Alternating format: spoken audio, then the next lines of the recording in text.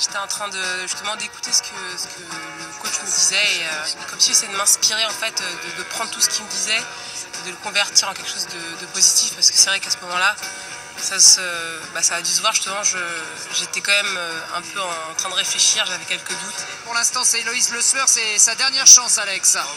C'est vraiment avec du recul qu'on se dit, mais j'étais pas du tout dedans, je pouvais pas être à 100% parce que je savais que je pouvais pas donner 100% de moi, je le sentais. Oh là là là là là. Aïe, aïe, aïe.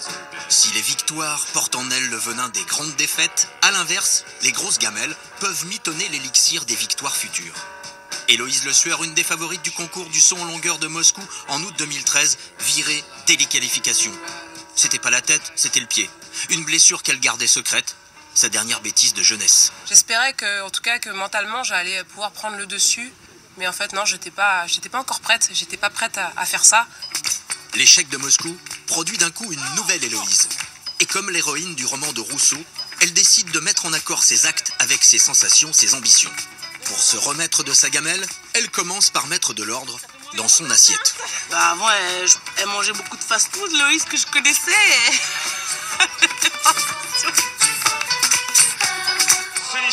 Et aujourd'hui, Héloïse en est là. Héloïse Le Sueur.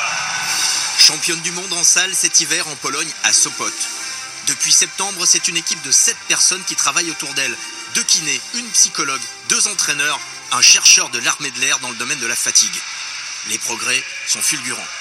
En plus de son titre, elle est en tête des bilans mondiaux et vient de pousser son record personnel à 6,92 m. Depuis cet hiver, Héloïse Le Sueur, 26 ans, saute enfin en première division. Ces filles justement ne me voyaient pas. J'avais tendance à toujours terminer 2e ou 3e, enfin 4e, voilà. Après Sopot, là elles se disent bon, il va falloir commencer à faire attention.